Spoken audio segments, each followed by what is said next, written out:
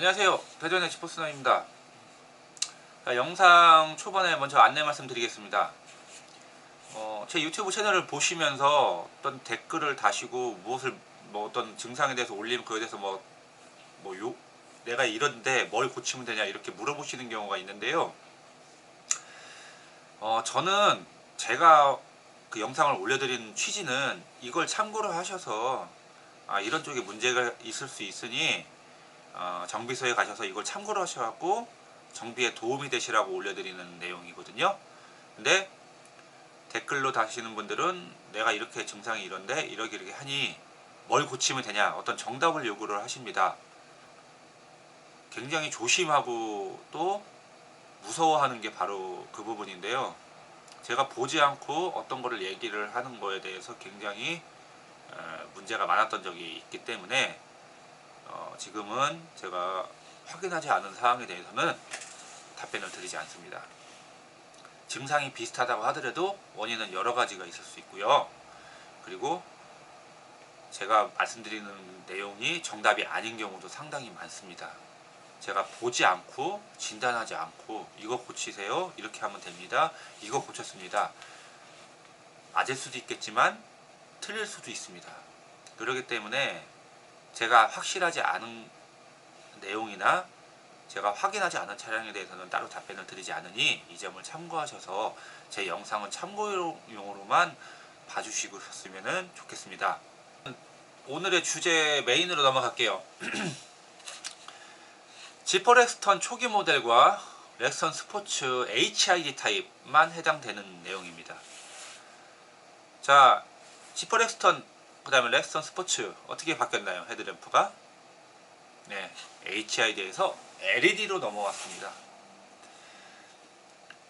지퍼 렉스턴 초기 모델 그 다음에 렉스턴 스포츠 초기 모델 즉 HID 타입에서 올류 렉스턴 LED 타입으로 개조하면서 아마 LED 헤드램프가 점등이 잘 안되거나 아니면 떠는 증상 빠르르르 떠는 증상이 나왔던 차들이 있으셨다면 이 내용을 좀 귀 기울여서 들어주시면 되겠습니다.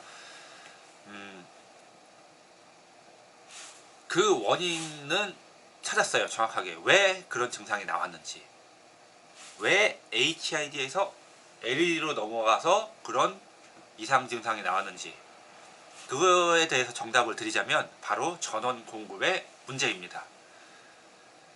전원 공급이 틀립니다. 전원 공급이 틀리다는 얘기는 메인 전원이 내가 스위치를 키면 전원을 인가를 하겠죠? 전원을 인가했을 때 중간에 분명히 릴레이가 존재를 하는데 이 릴레이가 틀립니다. 지퍼 렉스턴하고 렉스턴 스포츠 초기에는 다 전자식 타입의 릴레이가 적용이 됐어요. 그래서 VSM 또는 PDM이라는 전원 공급 모듈에서 전자식 릴레이로 컴퓨터가 판단을 해서 전원 공급을 해주는 방식으로 운영이 됐죠. 그런데 올류 렉스턴으로 넘어오면서 LED 헤드램프로 바뀌게 됐고, 그러면서 VSM이라는 그런 존재보다는 얘는 릴레이가 별도로 달리게 됐어요. 즉 IPS 모듈이 삭제가 되고 코일 타입, 우리가 옛날에 쓰던 릴레이 방식으로 바뀌었는데요. 그게 바로 우리가 알고 있는 요런 릴레이 아시죠? 요런 릴레이로 바뀌었어요. 코일 타입으로 바뀌었습니다. 이거는 전자식인데 요런 전자식도 있어요. 이런 게. 근데 우리가 이제 깜빡이 일으키면 지금 렉선 스포츠나 이런 것들은 사운드를 조정할 수 있는 거는 전자식이고, 옛날 차들 있죠? 딱깍 딱깍 딱깍 하면서 그렇게 붙는 방식, 그런 방식이 바로 이제 코일 타입인데요. 코일 타입으로 바뀌었어요. 그래서 전원 공급 자체의 기준이 바뀌었다 이렇게 얘기하시면 되는데, 그러면은 기준이 바뀌었다는 얘기가 바로 여기서 굉장히 중요한 내용입니다. IPS 모듈은 소자에 따라서 허용 인가 전류가 틀립니다. 그리고 아날로그 타입보다 IPS 모듈이 인가 전류가 더 약하게 적용이 된 걸로 보여져요. 코일 타입은 어떤 용량 이상, 그러니까 인가 전류가 좀 커요. 그래서 뭐 깜빡이나 이런 것들이 계속 깜빡깜빡거리면서 그 필라멘트를 발광을 하잖아요. 그렇게 해도 코일 타입은 면 대 면의 접촉이기 때문에 이 코일의 용량에 따라서 기준 저항에 따라서 그 내부에 적용된 기준 저항에 따라서 인가 전류가 굉장히 높은 편입니다. IPS에 비해서. 하지만 렉선 스포츠나 지퍼렉선 초기에 적용된 IPS 모듈은 인가 전류가 아주 약한 것으로 보여집니다. 제가 보여진다고 밖에 말을 못하는 이유는 그거를 뜯어갖고서 각각 소자를 제가 확인한 건 아니고요. 단순하게 이 IPS 모듈의 어떤 작동 원리 개념, 그 다음에 얘는 정전류 방식이거든요. 그렇기 때문에 일정 전류 이상은 공급을 못해요. 딱 정해진 전류까지만 공급을 하게 돼 있어요. 정확하게. 그런데 그런 방식이 서로 틀려요. 그러다 보니까 올류렉스턴에서는 초창기로 바뀌면서 그 인가 전류가 IPS 모듈이 약하다는 거를 쌍용에서 알고 아날로그 타입으로 바꿔서 적용을 한 걸로 보여져요. 네. 그렇기 때문에 올류렉스턴에서는 LED 헤드램프가 적용이 되면서 전원 공급이 바뀌었으니까 문제가 없는 거고, 여러분들이 지퍼렉스턴이나 렉스턴 스포츠에서는 기존에 딱 정해져 있는 전류밖에 못 쓰는 그 모듈을 그대로 사용을 하면서 LED 헤드램프로 바꾸다 보니 발광량이 더 늘어나고 허용 전류가, 그러니까 제가 사용하는 전류량이 더 늘어났는데 그거에 대해서 대응을 못하기 때문에 회로상으로 보면 보통 우측이 정상적으로 점등이 되고 아마 좌측이 바르르 떠는 증상이나 점등이 안 되는 증상이 나왔을 거라고 그렇게 파악이 돼요. 그러면 해결하는 방법은 어떤 게 있느냐? 그러니까 어떻게 그거를 이제 그 고장나셨던 분은 해결을 했느냐? 레프트에서 라이트, 좌측 전조등에서 우측 전조등 B 플러스 전원을 서로 연결을 해줘서 해결을 하셨대요. 진짜 그렇게 해결을 했습니다. 그러니까 정상적으로 작동은 되더래요. 쉽게 말하면 우측은 정상적으로 작동이 되니까 얘는 일단 전원 공급이 정상적으로 되는 거니까 여기서 점프를 시켜줘서 전기를 서로 나눠 쓰는 개념이죠. 그런 식으로 했는데 해결은 일단 그렇게 해가지고 원인 파악은 정확하게 됐어요. 아, 전류 때문에 그렇구나. 하지만 이게 굉장히 큰 문제가 있어요. 그거 간단하게 설명드리고 제가 마무리할게요. 이런 식으로 되어 있습니다. 이게 이제 IPS 모듈.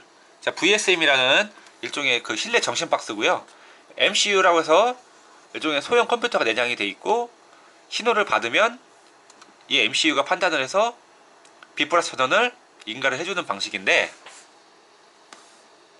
자, 왜 그러면은 우측에서 좌측으로 따갔냐, 이게 좀 중요한 건데요. 근데 실질적으로 뭐 다른 차이는 없는데 회로상으로 보면은 얘는 MCU로 들어가서 여기서 전원이 분배되는 타입이고 좌측이, 우측은 배터리에서 바로 오는 타입이고 아마 요게 차이가 있지 않을까.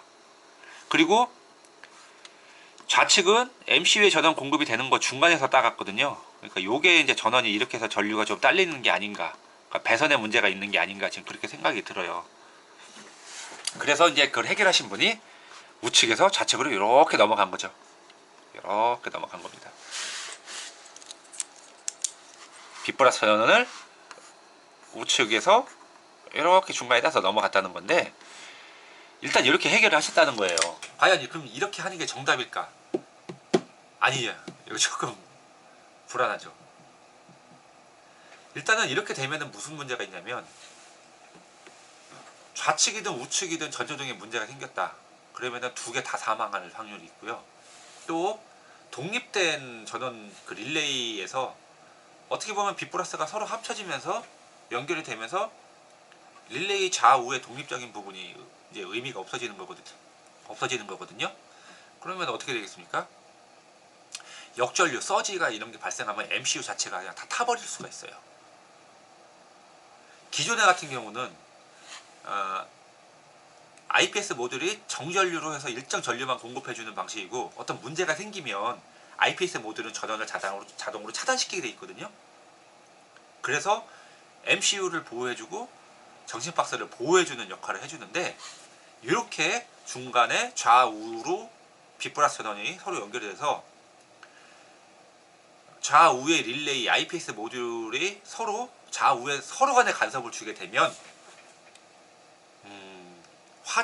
전기로 인한 화재가 발생할 수 있습니다. 그렇다고 해서 중간에 휴즈를 장착을 하는 것도 의미가 상당히 없어요. 그것도 상당히 문제가 될 수 있는 게, 화재를 어떤 누전이나 쇼트를 방지하고 전기로 인한 불상사를 방지를 하기 위해서 중간에 휴즈를 놓는다. 누구나 그렇게 생각하실 수 있겠지만, 이 휴즈라는 게 일종의 저항이거든요. 그러면은 가뜩이나 지금 전기 딸려갖고 서로 연결해 주는데, 휴즈를 중간에 딱 안전하게 휴즈를 연결을 해놓고 서로 좌우로 연결했다. 그러면 전기가 약하죠. 그것도 의미가 없어지니까 그렇게를 안 하셨다고 하더라고요. 물론 이제 그런 심오한 내용까지 있는 건 아니지만, 중간에 휴즈를 연결했냐고 제가 물어봤거든요. 그랬더니 안 했대요. 회로들을 제가 분석을 해보니까 휴즈를 연결하면 그런 점프를 시켜주는 의미가 없는 거죠. 자, 그러면서 이제 바뀐 게 2023년에 이제 쿨맨으로 오면서 바뀌었잖아요. LED 헤드램프로. 제가 회로도를 분석하다 보니까 특별하게 바뀐 건 없고, 시퀀셜이라는 라인이 비플러스가 별도로 적용이 된 게 있는데, 이게 이제 정확한 이 시퀀셜의 의미를 지금 확인 중에 있습니다. 과연 이 시퀀셜이 적용이 되면서 전자식 릴레이를 사용하는 렉선 스포츠도 LED 헤드램프를 개조를 할 수가 있게 된 건지, 아니면 이 IPS 모듈의 용량이 바뀐 건지, 즉 전자식 릴레이가 인가해주는 전류량이 바뀐 건지, 딱히 틀려진 건 없고요. 그런 내용이 좀 바뀐 부분이 있습니다. 올류 렉스턴도 마찬가지로 시퀀셜이 적용이 됐는데, 렉선 스포츠랑은 좀 틀린 부분은, 아직까지 올류 렉선은 아날로그 타입의 릴레이를 사용을 하고 있고, 거기서 추가적으로 시퀀셜이 적용이 됐다는 거. 하지만 렉스턴 스포츠는 IPS 모듈을 사용하는 전자식 릴레이를 쓰면서 시퀀셜이 적용이 됐다는 거. 그러니까 이 시퀀셜이 적용이 되면서 좀 더 비플러스 전원을 보조적으로 더 안정적으로 공급해줄 수가 있게 된 건지, 아니면 렉스턴 스포츠에서 쿨맨으로 이제 넘어오면서 IPS 모듈이 바뀌어서 인가 전류량이 커진 건지, 이제 그것까지는 아직 확인이 안 됐지만, 그 지퍼 렉스턴 초기 렉선 스포츠에서 LED 헤드램프 올류 렉선 거를 개조하면서 문제가 발생했던 것은 전원 공급에 문제가 있었다. 그렇게 이해를 하시면 되겠습니다. 나중에 지금 시퀀셜에 대한 거는 제가 이제 따로 전기전자 박사, 공학 박사 교수님하고 또 이제 서비스 지인을 통해서 이 시퀀셜이 왜 적용이 됐는지 지금 파악을 하고 있고, 또 바뀐 부분이 있는지 없는지, 지금 IPS 모듈의 용량이 이런 것들이 바뀌었는지 그런 것들은 확인하고 있으니까, 요거는 추후에 또 정확하게 확인이 되면 또 정보를 드리도록 하겠습니다. 그러면 이제 요 내용은 여기서 마무리 짓도록 하겠습니다. 결론은 인가 전류량이 약해서 떨었다. 이게 결론 되겠습니다. 그럼 다음에 또 뵐게요. 감사합니다.